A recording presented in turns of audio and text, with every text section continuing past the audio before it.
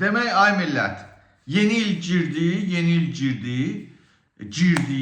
girdi, xalqımıza yaxşı girdi, sağ olsun, hər şeyin qiymətini qaldırdılar.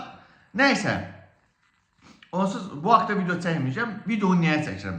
Demək, sosial şəbəkələrdə əlimə telefon alıb sosial şəbəkələrdə gəzişirdim ki, birdən nə oldu? Bilirsiniz ki, bu hakimiyyət xalqı acından öldürmək üçün, qırmaq üçün, o son ümid yerində əlindən almaq üçün hər şey eləyir. Xəbər nədən ibarətdir? Demək, bilirsiniz ki, dostlar, bizim veteranlarımız, qazilərimiz Qarabağ müharibəsindən sonra dövlətimiz onlara o qədər yaxşı baxdı ki, hətta bunlar sevincindən sevincə olub gedib Rusiya, kimisi Rusiya tərəfindən, kimisi Ukrayna tərəfindən Rusiya-Ukrayna müharibəsində savaşa gedib vuruşurlar. Və Azərbaycan hakimiyyəti yeni bir qanun qəbul eləyir ki, bəs nə? Rusiya-Ukrayna savaşında döyüşən Azərbaycanlılar 20 il, hətta ömürlük həbs cəzasına məhkum ediləcəklər, dostlar. Bəli. Yəni, burada indi 2 dənə sual ortaya çıxır. Birinci sual.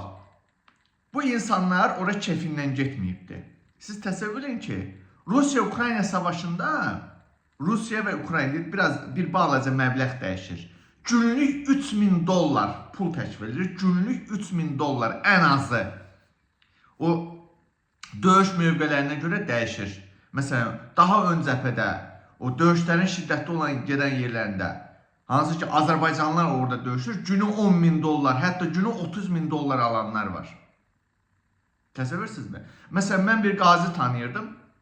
Qazidir, bildiyimiz qazi idi. Bu gün 2 ya 3 dənə qız uşağı var idi, belə körpə 10-12 yaşında. Bu gün gedib Ukraynada döyüşür. Digər birini tanıyırdım, getdi orada öldü. Həmin o. Və onlardan da çoxsu yaşma əskərləri idi. 052 xüsusi təyinatlarıdır. Gedib kimisi Rusiya-Ukrayna tərəfində, kimisi Rusiya, kimisi Ukrayna tərəfində vuruşurlar. Yəni ki, muzlu olaraq Rusiya və ya Ukrayna bizim bu döyüşçüləri, hərbiçiləri muzlu olaraq götürürlər, pul qarşılığında döyüşdürürlər. İndi Azərbaycan hakimiyyəti buna qadağa qoyub. İndi mən burada Azərbaycan hakimiyyəti, ikinci sual. Bunu çoxları bəlkə də bilmir. Bəlkə də bir çoxları bilir. Diqqətlə qulaq asın. İkinci Qarabağ savaşında Azərbaycan hakimiyyəti aylığı $100.000 plus mövqe almaq və sər və uğurlara görə əlavə premiyalarla Pakistandan xüsusi təyinatlar gətirmişdi. Türkiyədən bordu bərəllər gətirmişdi Azərbaycan hakimiyyəti. Bəli, bunu heç kim bilmir.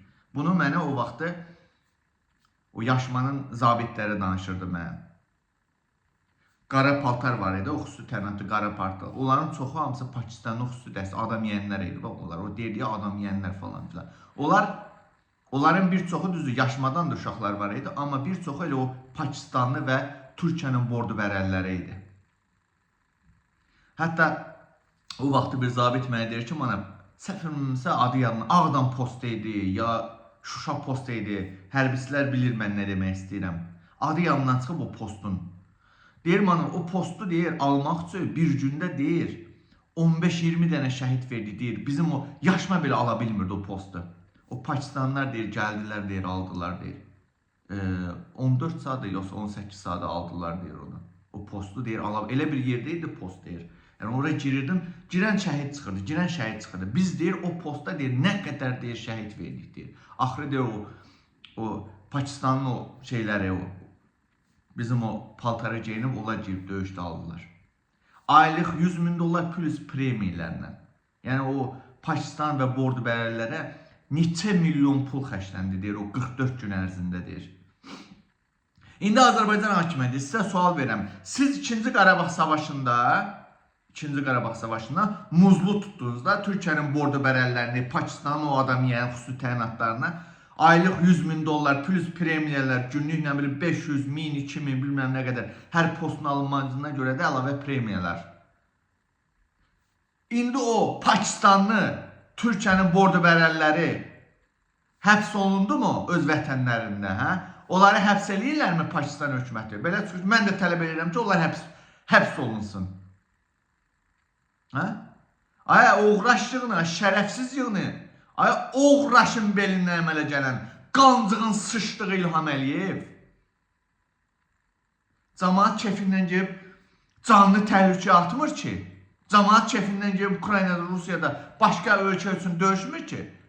Yaxşı, öz qazivə, öz veteranına yaxşı baxsaydın, niyə gelib canlarını təhlükə, ailəsini atıb gedib canlarını təhlükə atırlar? Ay atavın goruna soxum sənin. Ay Mehriban Əliyeva, sizin ağzınıza verim mən. İlham Əliyev, burnunu gelib əməliyyat elətdirmişsən. Nəfəs alma problemin var idi. Daşşağımı soxum sənin burnuna, nəfəsin düzələcək də, burnun düzələcək sənin. Götün oğlu göt. Ülvün ruhuna soxun. Cəmaət gelib kefindən şey eləyir orada. Qəhbərin balaları.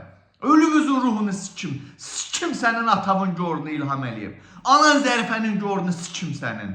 Qəhbə balası, cəmaət kefindən gelib vuruşmur ki. Sən arvadı qəhbə İlham Əliyev, qızları qəhbə, gəllivin ağzına töküm o, transa oxşayan gəllivin ağzına verim sənin. Qəhbənin sıçdığı. Qazivə, həmin o qazilər, veteranlar intihar eləmədilər, getdilər, neynəsinlər? Balası acından ölür. Ülvün ruhunu sikim sənin İlham Əliyev, atavın qəbrini sikim sənin. Yaxşı bax öz qazivə, dünəm çıxımısan, bizim valyutamız neçə milyard, nə bilim neçə milyard bizim nəyimiz var? Hanı o milyardlar, hə? Dünən çıxımı sonra, anamın ruhunu sikim sənin, hanı o milyardlar? Hə?